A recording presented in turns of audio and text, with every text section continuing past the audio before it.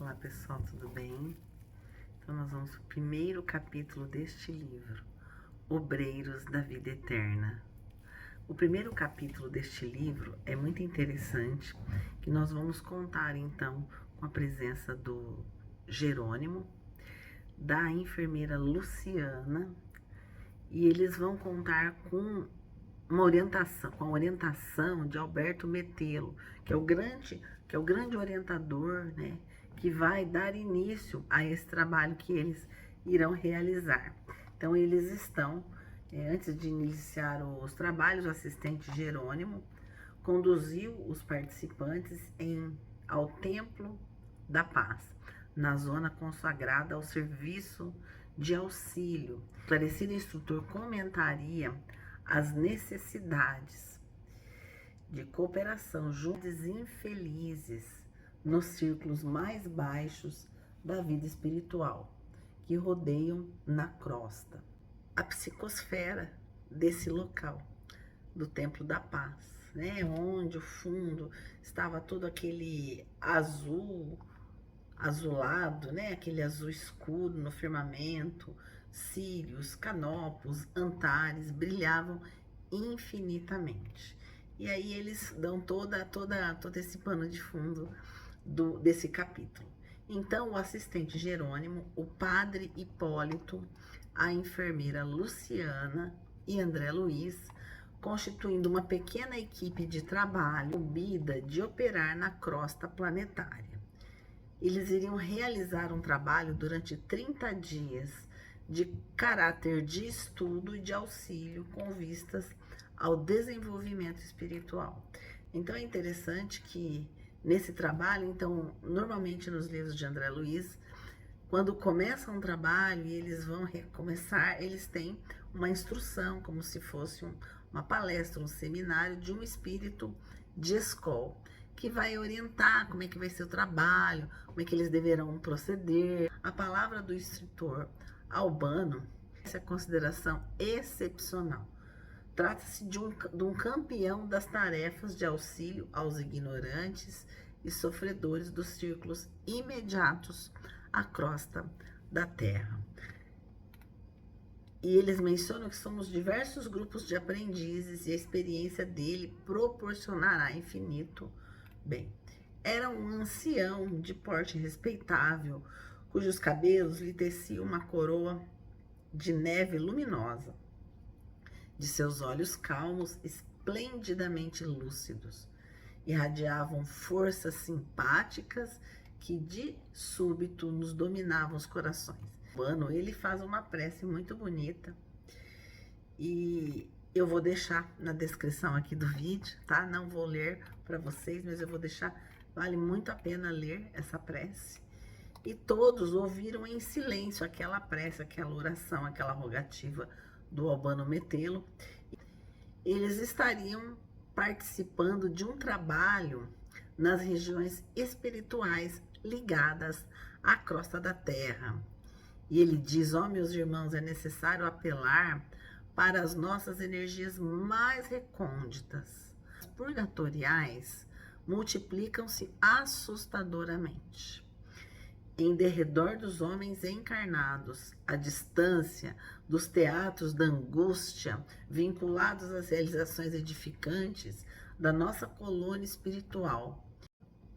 Seria completo o nosso regozijo, havendo lágrimas através dos nossos passos, atrás dos nossos passos? Como entoar hinos de hosana, felicidade sobre o coro dos soluços?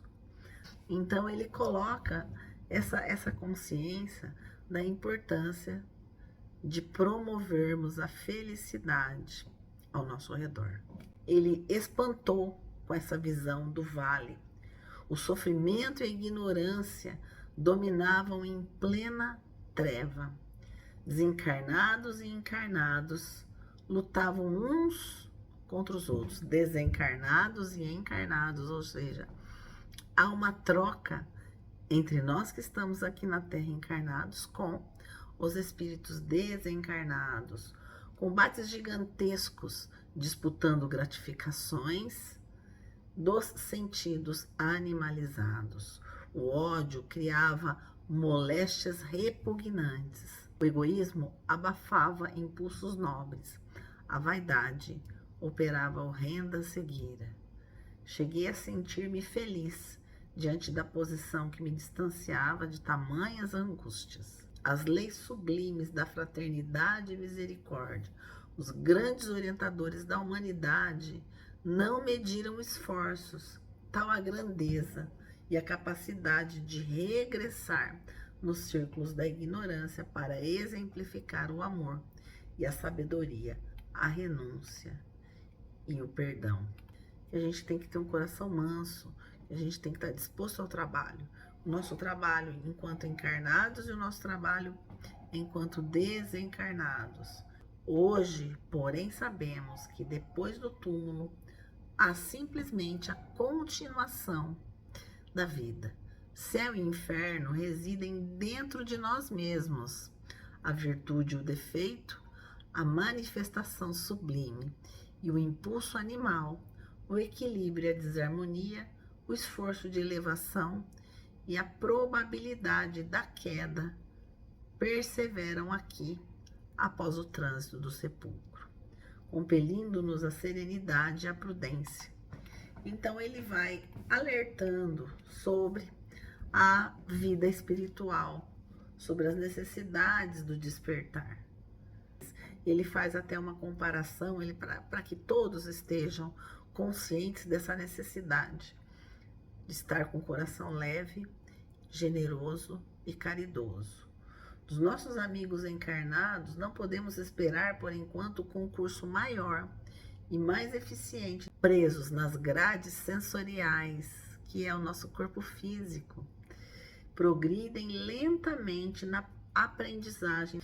Então ele fala desse conflito que temos com a vida física, com a vida da matéria, bem para que ao voltar para casa continuemos nessa vibração, nessa sintonia, porque a vida continua.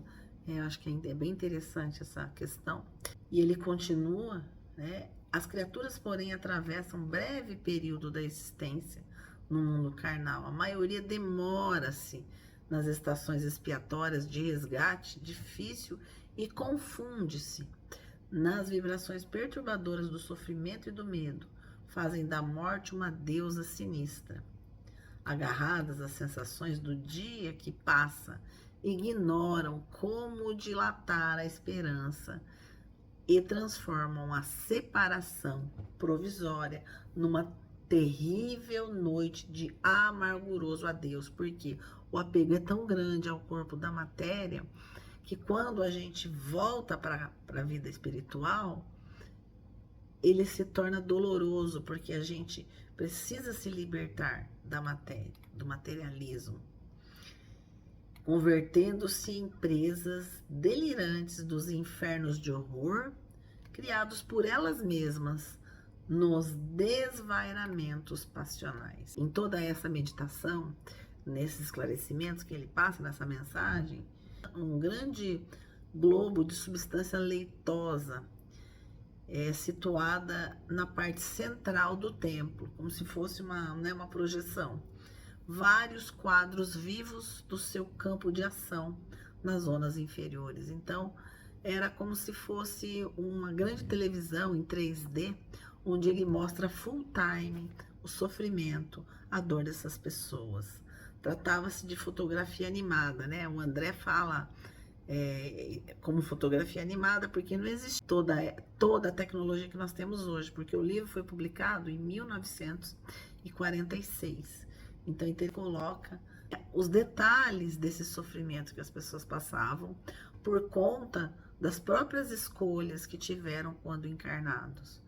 E o trabalho que esses espíritos realizam para amenizar a dor, para resgatar esses espíritos presos como presas fáceis da matéria, presos à matéria. E todos ficaram emocionados, mas eles também ficaram amedrontados.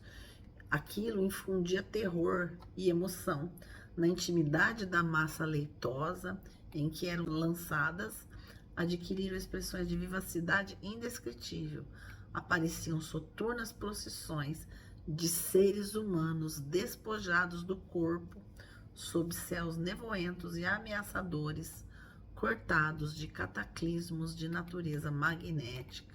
Criminosos desencarnados, outros ao socorro de mães aflitas, colhidas inesperadamente pelas renovações da morte, outros interessavam pelos ateus, pelas consciências encarceradas no remorso, pelos enfermos da carne, pelos agonizantes da crosta, dementes sem corpo físico, crianças em dificuldade no plano invisível, almas desanimadas e tristes pelos desequilíbrios de todos os matizes. E ele diz então que eles iriam fazer uma excursão na crosta terrestre para acompanhar 5 irmãos, 5 espíritos que estavam em processo de desencarne, 5 dedicados colaboradores nossos prestes a desencarnar na crosta. Trabalham fiéis à causa do bem. E as nossas autoridades encarregam-nos de atender-lhes os casos pessoais.